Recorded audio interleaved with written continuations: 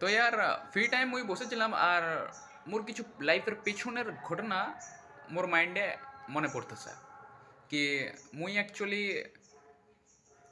বহুত বড় পাপ করেছি আগে, এখনো মনে পড়ছে। ইয়ার বাথরুমে মুই 30-40টা বাচ্চা মেরে ফেলেছি। যদি তারা বেঁচে থাকতো ওই 7-8 বছরের হতো।